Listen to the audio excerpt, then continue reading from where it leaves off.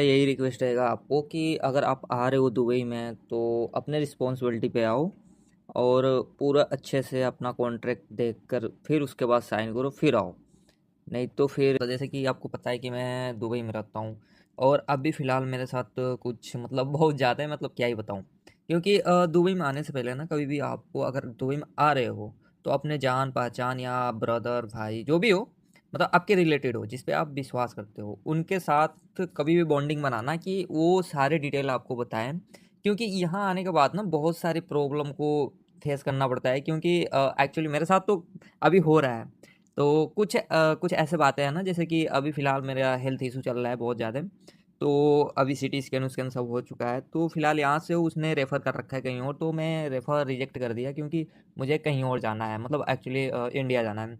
क्योंकि यहाँ के एक्सपेंस, दवाई एक्सपेंस, अदरवाइज जितने खर्चे हैं ना, कंपनी तो सारी उठाती नहीं है, क्योंकि कंपनी ज़्यादा से ज़्यादा आपको उठाएगी तो 50% 70% उठाएगी।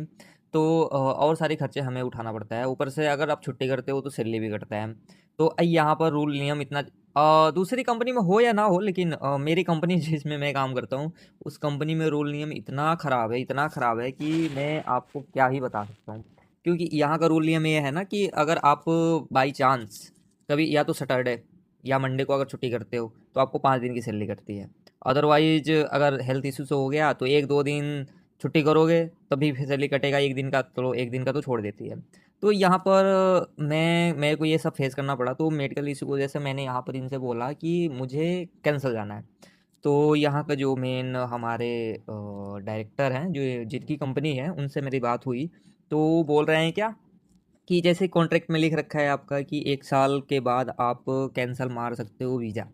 और ऊपर से जहाँ से मैं आया था, जो एजेंट मुझे भेजा था उसने ये बताया था कि आप 6 महीने का 6 महीने तक काम करो, उसके बाद आप कैंसिल मार के आ सकते हो या आप छुट्टी लेकर आ सकते हो।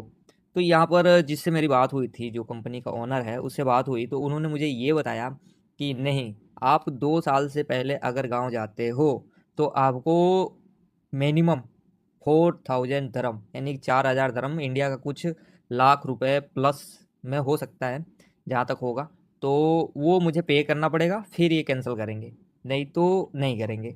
तो आपसे रिक्वेस्ट है, अगर आप आते हो तो पहली बात तो कंपनी का ध्यान देकर आओ कि कंपनी सही है, और अपना जो भी कॉन्ट्रैक्ट पे साइन कर रहे हो वो देख कर आओ कि वो सही है कि नहीं है। उसमें अच्छे से रिकॉर्ड कर लो, मतलब बहुत सारी चीज़ें होती हैं, आप उसको रिकॉर्ड करो, उसको पूरे अच्छे तरह से करो, फिर यहाँ पर आओ। और रिलेटेड कोई हो उनसे ज़्यादातर संपर्क करके आओ, नहीं तो ऐसे एजेंट के भरोसे ना ही आओ, जहाँ तक मेरा सलाह होगा। क्योंकि ये यहाँ का जो एजेंट भेजते हैं वो कभी भी सही कंपनी में नहीं भेजते हैं। तो आपको मैं यही बताना चाहता हूँ कि आप कभी भी आओ तो ये चीज़ करके आओ। अभी तो फ़िलहाल मेरा छुट्टी कंफर्म हुआ है, 2 महीने की छुट्टी दे रहा था, मैंने रिक्वेस्ट किया तो 3 महीने किया है। क्योंकि मुझे थोड़ी सी ज़्यादा प्रॉब्लम है, क्योंकि इधर खाने पीने का बहुत इशू पड़ता है ना, बहुत सारे, मतलब क्या ही बताऊँ आप ना ही आओ तो ज़्यादा बेटर है, अगर आओ तो ऑफिस काम में आओ और ज़्यादा बेटर रहेगा।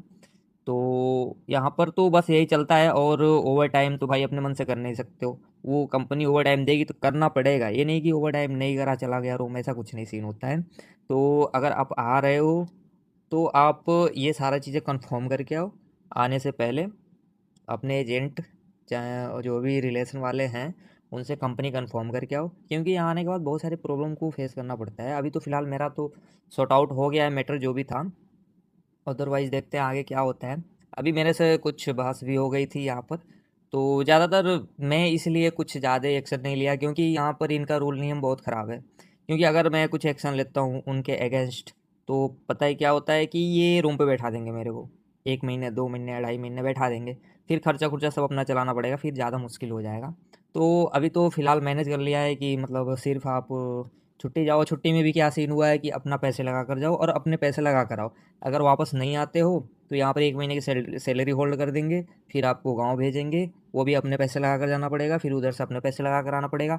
नहीं आते हो तो आपके अगेंस्ट रिपोर्ट करेंगे, आप दोबारा यूएई चाहे किसी भी गल्फ़ कंट्री में वीज़ा नहीं लगा सकते हो। तो ये सारी कंपनियाँ ना, कंपनियाँ कुछ कुछ कंपनियाँ ऐसी होती हैं जो ऐसे लोगों को फेस करती है। तो अगर आप आ रहे हो तो मेरा यही रिक्वेस्ट रहेगा कि आप कभी भी आओ, गल्फ़ कंट्री में कहीं भी जाओ तो एजेंट के भरोसे ना जाओ, आप रिलेशन के भरोसे जाओ। अगर रिलेशन वही भरोसेमंद हो तो, नहीं तो ना ही जाओ तो ज़्यादा बेटर रहेगा। हाँ, सैलरी को ले अच्छा खासा रहता है, बट यहाँ सैलरी के साथ साथ एक्सपेंस भी बहुत ज़्यादा हैं। जितना आप इंडिया में कमाते हो वहाँ इतना यहाँ पर खर्चे होते हैं। तो इस हिसाब से मिनिमम अगर आप चाहते हो, अगर इंडिया में जितना कमा रहे हो उससे ज़्यादा कुछ नहीं, कुछ 50% एक्स्ट्रा आपको इधर मिल सकता है। क्योंकि एक्सपेंस उक्सपेंस निकाल के, अभी एक्सपेंस में क्या होता है, रूम रेंट नहीं देना होता है, खाना और जो होता है वो नहीं देना होता है। कोई कोई कंपनी प्रोवाइड करती है सब कुछ, कोई कोई कंपनी नहीं करती है। हमारे साथ तो बहुत गलत हुआ। बट कोई ना, अभी तो फ़िलहाल करना पड़ेगा। मैं वैसे जाने वाला भी नहीं था, क्योंकि अभी 2 साल का कॉन्ट्रैक्ट है हमारा। हमारा तो साल पूरा हो गया है। मैंने उनसे बोला भी था कि भाई मेरा साल पूरा हो गया है, कॉन्ट्रैक्ट में ऐसे-ऐसे लिखा हुआ है। तो ओनर का रिस्पॉन्स क्या आया मेरे पास कि नहीं, कॉन्ट्रैक्ट में कुछ भी लिखा हो उससे मेरे को नहीं लेना देना है, वो मैंने अपने मन से लिखा है। बट 2 साल से पहले जाते हो तो 4000 दिरहम भर के जाना पड़ेगा, नहीं तो नहीं जा सकते हो। अदरवाइज़ अगर ज़्यादा इमरजेंसी है तो 1 महीने 2 महीने की छुट्टी लेकर जा सकते हो। उसमें भी सारा एक्सपेंस आपका होगा, मैं कुछ नहीं प्रोवाइड करूँगा, ऊपर से 1 महीने की सैलरी होल्ड करूँगा। तो मैं तो यही बोलूँगा, अगर आ रहे हो तो सोच समझ के आना, कैसे आ रहे हो, क्या कर रहे हो। इधर तो वैसे तो फ़िलहाल मैनेज कर रखा हूँ मैं, तो अभी फ़िलहाल देखते हैं कब तक मुझे यहाँ से जाने देते हैं। तो अभी फ़िलहाल छुट्टी पे ही जाऊँगा, फिर वापस आना ही पड़ेगा, नहीं आना पड़ेगा, क्या करना पड़ेगा वो तो जाने के बाद पता चलेगा। अभी कुछ कह नहीं सकते, लेकिन भगवान का लाख लाख शुक्र है कि मैंने मैनेज कर लिया इधर, मतलब मैनेज हो गया, पता नहीं कैसे हो गया।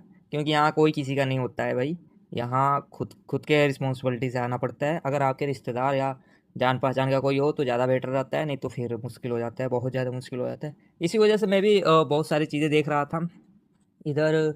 मैं भी ऑनलाइन सारी चीज़ें देख रहा था, तो मुझे पता चला कि बंदे फंसे रहते हैं बहुत। क्योंकि फंसने का रीज़न यही होता है कि कोई सपोर्ट करने वाला नहीं मिलता है। क्योंकि इधर कुछ नहीं चलता, इधर इनका रूल चलता है, आपका नहीं चलेगा।